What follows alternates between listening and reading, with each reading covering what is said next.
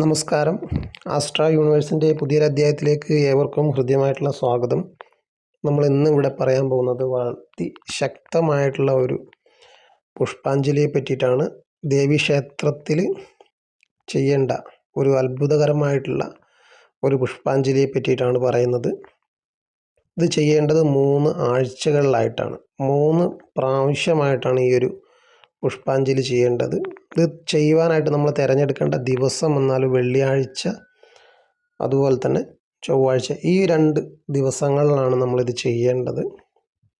അപ്പോൾ തന്നെ സ്ത്രീകളാണ് ഈ ഒരു വഴിപാട് ചെയ്യേണ്ടത്. അവർ ചെയ്യുമ്പോഴാണ് ഇതിന് അതിൻ്റേതായിട്ടുള്ള ഗുണഫലം നല്ല രീതിയിൽ വളരെ വേഗത്തിൽ ലഭിക്കുവാനുള്ള സാധ്യതയുള്ളത്. അപ്പോൾ അത്തരത്തിൽ സ്ത്രീകൾക്ക് ഇടയ്ക്ക് ചെയ്യാൻ സാധിക്കാതെ വന്നു കഴിഞ്ഞാൽ നമ്മുടെ ഗ്രഹത്തിലുള്ള മറ്റാളുകൾക്ക് അത് പറഞ്ഞു കൊടുത്ത് അവരെ കൊണ്ട് നമുക്ക് ചെയ്യുവാൻ സാധിക്കുന്നതാണ്. ഈ ഒരു വഴിപാട് നമ്മൾ ചെയ്തു കഴിഞ്ഞ് കഴിഞ്ഞാൽ നമ്മുടെ ജീവിതത്തിൽ നമ്മൾ ആഗ്രഹിക്കുന്ന ഏതൊരു കാര്യവും, നിങ്ങൾ നടക്കില്ലെന്ന് വിശ്വസിക്കുന്ന ഏതൊരു കാര്യവും നിങ്ങൾക്ക് വളരെ വേഗം നിങ്ങൾക്ക് സാധിച്ചെടുക്കുവാൻ സാധിക്കും. നിങ്ങളുടെ തൊഴിലായിക്കോട്ടെ, അതുപോലെ തന്നെ വിവാഹം ആയിക്കോട്ടെ, വിദ്യാഭ്യാസം ആയിക്കോട്ടെ, നിങ്ങൾ ആഗ്രഹിക്കുന്ന കാര്യത്തിലുള്ള തടസ്സം മാറ്റാനായിക്കോട്ടെ, നിങ്ങളുടെ ഗ്രഹനിർമ്മാണം ആയിക്കോട്ടെ, അല്ലെങ്കിൽ നിങ്ങൾക്ക് സാധിക്കാത്ത ഏതൊരാഗ്രഹത്തിന് മേലും ഒരു വിജയം കണ്ടെത്തുവാൻ ഏറ്റവും ഉത്തമമായിട്ടുള്ള ഒരു കർമ്മമാണ് ഈ ഒരു പുഷ്പാഞ്ജലി. അപ്പോൾ അതെങ്ങനെയാണ് ചെയ്യുന്നതെന്ന് ഞാൻ പറഞ്ഞുതരാം. നമ്മൾ ദേവീക്ഷേത്രത്തിലാണ് പോവേണ്ടത്. ഭദ്രകാളി, ദുർഗാദേവി എന്നീ സങ്കല്പങ്ങളിലുള്ള ഉഗ്രസ്വരൂപിണികളായിട്ടുള്ള ദേവീക്ഷേത്രത്തിൽ, നമ്മുടെ അടുത്തുള്ള ആ ഒരു ദേവീക്ഷേത്രത്തിലാണ് നമ്മൾ ഏറ്റവും അടുത്തുള്ള ഒരു ദേവീക്ഷേത്രം നമ്മൾ തിരഞ്ഞെടുക്കുക. അവിടെ നമ്മൾ രാവിലെയാണ് നമ്മളിതിന് ചെയ്യേണ്ടത്. അപ്പോൾ രാവിലെ തന്നെ നമ്മൾ ക്ഷേത്ര ദർശനം നടത്തുന്ന സമയത്ത് ത്രിശതി പുഷ്പാഞ്ജലി എന്നൊരു പുഷ്പാഞ്ജലി ഉണ്ട്. അപ്പോൾ അതിന് നമ്മൾ രസീതാക്കണം. അതുപോലെ തന്നെ നമ്മളൊരു ചുവന്ന മാല, തെച്ചിപ്പൂവായാലും ചുവന്ന കളറിലുള്ള പൂക്കൾ കൊണ്ട് നമ്മൾ സ്വയം ഉണ്ടാക്കിയാലും, അല്ലെങ്കിൽ നമ്മൾ മേടിച്ചിട്ട് ഒരു വാഴ ഇലയിൽ നമ്മൾ ആ ഒരു രസീത് കൊടുക്കുന്ന കൂട്ടത്തിൽ നമ്മൾ ക്ഷേത്രത്തിലേക്ക് നൽകി കഴിഞ്ഞാൽ അവരത് സ്വീകരിച്ചോളും. അതിനുശേഷം നമുക്ക് ലഭിക്കുന്ന പ്രസാദമായിട്ട് നമ്മൾ നേരെ വീട്ടിലേക്ക് തിരിച്ചു വരേണ്ടതാണ്. നമ്മൾ മറ്റെവിടെയും കറങ്ങാതെ ഈ ഒരു പ്രസാദം നമ്മൾ അതുപോലെ പുണ്യമായിട്ട് കരുതി നമ്മുടെ വിളക്ക് വെക്കുന്ന സ്ഥലത്ത് നമ്മൾ സൂക്ഷിക്കേണ്ടതാണ്. അപ്പം നമുക്ക് ഉപയോഗിക്കാം അത്, എങ്കിലും നമ്മൾ അതിൻ്റെ ആ ഇലയോ അല്ലെങ്കിൽ അതിൽ ബാക്കി വരുന്ന പ്രസാദമോ നമ്മൾ കളയാൻ പാടില്ല. ആഴ്ചയിലെ വെള്ളി ദിവസത്തിൽ നമ്മൾ ക്ഷേത്രത്തിൽ പോകുമ്പോൾ നമ്മളൊരു ചുവന്ന പട്ട് നമ്മൾ കൊണ്ടുപോകേണ്ടതാണ് ദേവിക്ക് സമർപ്പിക്കാൻ വേണ്ടിയിട്ട്. അതുപോലെ തന്നെ രക്തപുഷ്പാഞ്ജലി ഇത് നമ്മൾ ആ ക്ഷേത്രത്തിൽ കഴിക്കേണ്ടതാണ്. അപ്പോൾ ഈ ഒരു 2 കാര്യങ്ങളാണ് നമ്മൾ 2ാമത്തെ ആഴ്ച ചെയ്യേണ്ടത്. അതുപോലെ തന്നെ നമ്മൾ ആ പ്രസാദം സ്വീകരിച്ച് നമുക്ക് ആ പഴയ പ്രസാദം മാറ്റി നമ്മുടെ നിലവിളക്ക് തെളിക്കുന്നിടത്ത് നമ്മുടെ പുതിയ പ്രസാദം നമുക്ക് വെക്കാവുന്നതാണ്.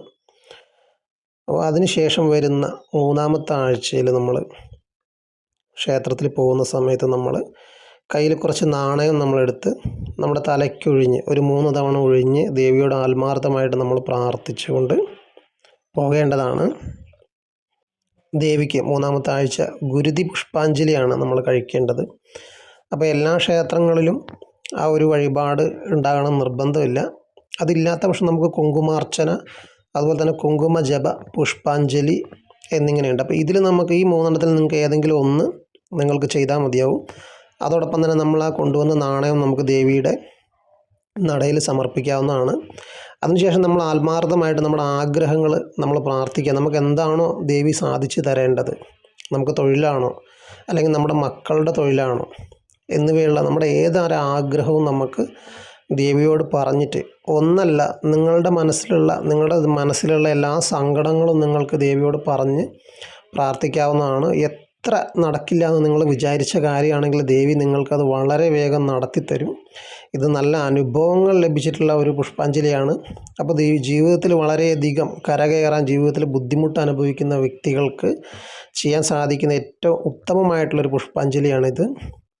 വളരെയധികം ഫലം നിങ്ങൾക്ക് ലഭിക്കുന്നതായിരിക്കും. ഇത് നിങ്ങൾ ജീവിതത്തിൽ ഒരു തവണ നിങ്ങൾ ചെയ്താൽ മതിയാകും. ഒരൊറ്റ തവണ നിങ്ങൾ ചെയ്തു കഴിഞ്ഞാൽ തന്നെ നിങ്ങൾക്ക് ഇതിൻ്റെ അനുഭവം നിങ്ങൾക്ക് മനസ്സിലാവുന്നതായിരിക്കും. പല ആളുകളും കമൻ്റ് ഇടുന്നുണ്ട്, ഇത്തരത്തിലുള്ള കർമ്മങ്ങളൊക്കെ വെറുതെയാണെന്നൊക്കെ പറഞ്ഞു. പക്ഷെ അവരൊന്നും ഇത് ചെയ്ത് നോക്കാതെയാണ്, അല്ലെങ്കിൽ ആത്മാർത്ഥമായിട്ട് ചെയ്യാതെയാണ് ഇതൊക്കെ പറയുന്നത്. അപ്പോൾ നമ്മൾ ആത്മാർത്ഥമായിട്ട് നമ്മളിത് വിശ്വാസത്തോടു കൂടി, നമ്മളാരെയും പഴിക്കാതെ നമ്മൾ പൂർണ്ണമായിട്ടുള്ള വിശ്വാസത്തോടു കൂടി ഈ ഒരു കർമ്മം നിങ്ങൾ ചെയ്തു നോക്കുക. പ്രത്യേകിച്ച് സ്ത്രീകളായിട്ടുള്ള ആളുകൾ, അമ്മമാരാണ് ഇതൊക്കെ ചെയ്യേണ്ടത്. ഒരു വീടിൻ്റെ ഐശ്വര്യം, അത് മക്കൾക്കായാലും ഭർത്താവിനായാലും ആ ഒരു കുടുംബത്തിൽപ്പെടുന്ന എല്ലാവർക്കും ഐശ്വര്യം ലഭിക്കുന്നതിന് ഇതൊക്കെ സ്ത്രീകളാണ് മുന്നിട്ട് ഇറങ്ങേണ്ടത്. അവരുടെ പ്രാർത്ഥനയാണ് കൂടുതലായിട്ട്, ദേവി അവരെയാണ് കൂടുതൽ അനുഗ്രഹിക്കുക.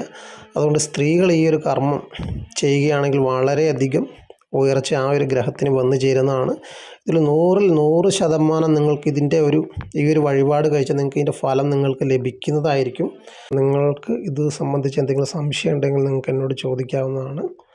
അതുപോലെ തന്നെ നിങ്ങൾ നമ്മുടെ ചാനലൊന്ന് സബ്സ്ക്രൈബ് ചെയ്യാത്ത ആളുകൾ സബ്സ്ക്രൈബ് ചെയ്യുക.